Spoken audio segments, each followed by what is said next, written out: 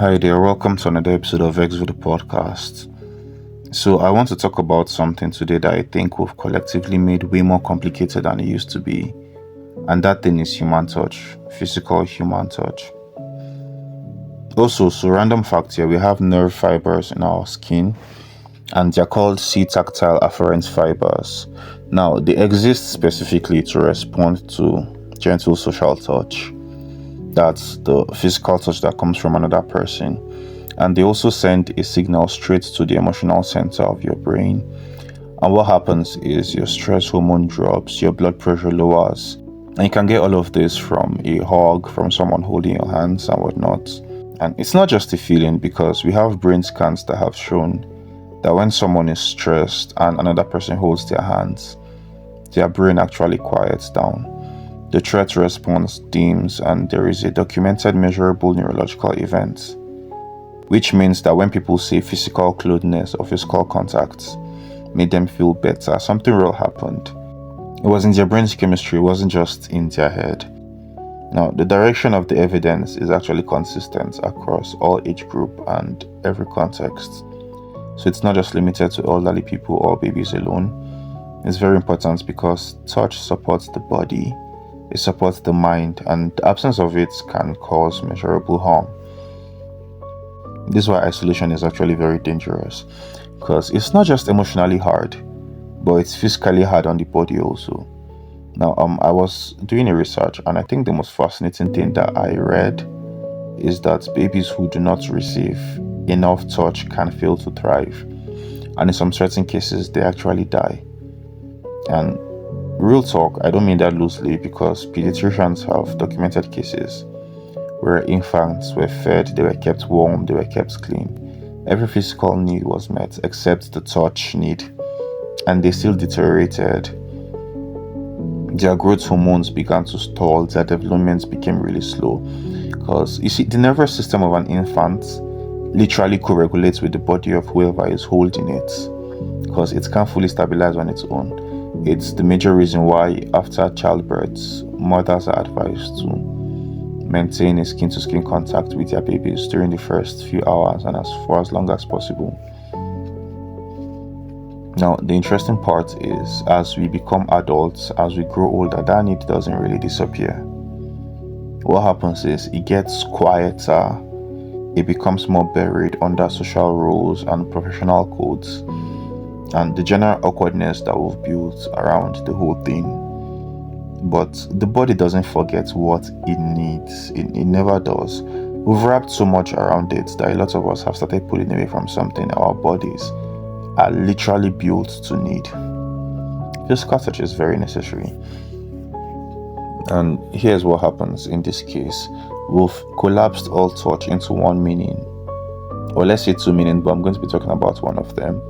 And that is, every physical touch now becomes loaded with sexual connotation, which means a lot of normal, necessary human connection gets pushed out of the window.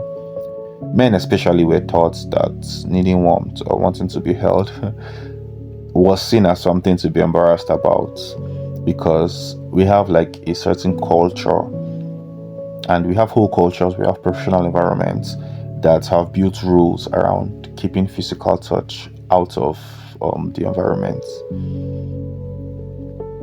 No one has actually replaced what that contact was giving people, the necessary role that contact was playing. It has not been replaced yet. Now, the result of this entire study is touch deprivation, and the data links it directly to higher rates of anxiety, higher rates of depression and loneliness in this current generation, because we've been pulling away from something our bodies need. We're dressing it up as independence or professionalism, and we're wondering why people feel so disconnected from one another. Now, we're social creatures. We were never meant to only connect through words on a screen. Talking is fun, texting is fun, calling is fun, but then physical touch is also one of the most important ways we actually do get to communicate with one another.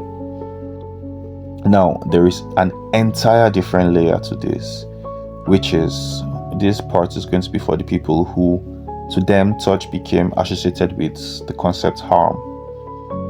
people who were hurt, people whose bodies have learned correctly at the time that human contact means danger. And if you're one of them and you're listening to this, it makes total and complete sense. Because your nervous system has done exactly what it was supposed to do. It's taught a lesson, an experience, an encounter, and it has been acting on it. Now, what the research shows, particularly the work of people like Bessel, Van der Kolk, is that trauma doesn't necessarily just live in your memory, it also lives in your body. That's the way you breathe, the way you hold your shoulders, the way your skin responds to being touched. Do you shrug when you're being held, or are you comfortable with it? And that is because trauma is often entered through the body. Healing sometimes also has to come through that same body. Let me repeat that. Trauma enters firstly through the body, and then healing sometimes has to come back through that same body.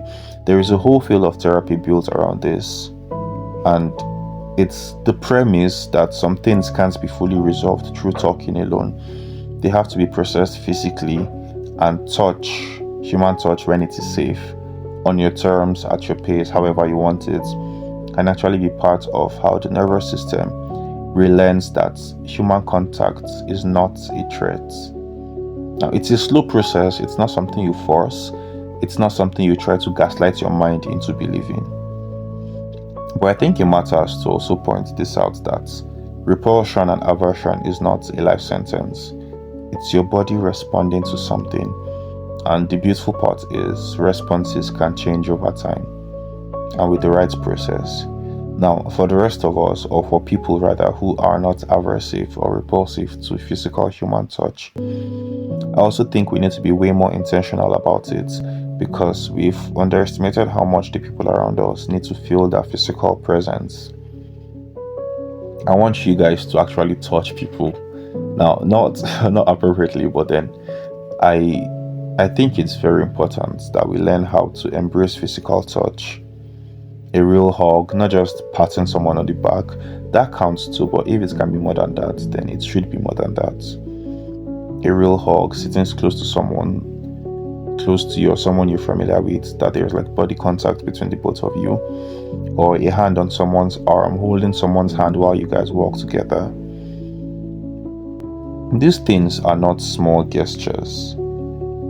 They are really not small gestures. They are doing something real to our bodies. They are doing something real to our minds. And in the other person's body and also in yours, there are effects that are being made. Now, oxytocin goes up in both people when physical touch happens. So both the one who is being touched and the one who is touching benefits from that encounter and that experience. This is my own personal view on the whole thing, because I believe genuinely that touch is one of the ways that we say things our words cannot carry well or cannot carry properly. You can tell someone that you like them. You can tell someone that they are not alone. You can tell them that you see them. You can tell them that you are there for them. You can tell them anything you want to tell them by touching at the right moment. Someone can be nervous in a public space and you can hold their hands and then they feel slightly better.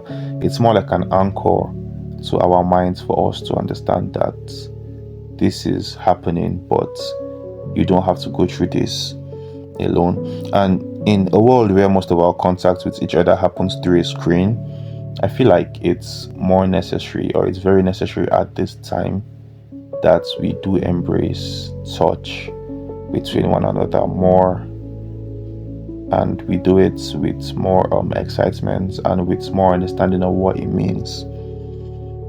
Because the truth is, we are wired for this, all of us, and I think it's something that is worth leaning back into. So yeah, I think we should embrace physical touch, because no matter how old we get, no matter how mature we think we are, it's still something that we need biologically, it's still something that we need mentally, and it's still something we need emotionally and physically. So yeah, thank you for listening to me nerding out, and I will see you guys in the next episode. Peace out.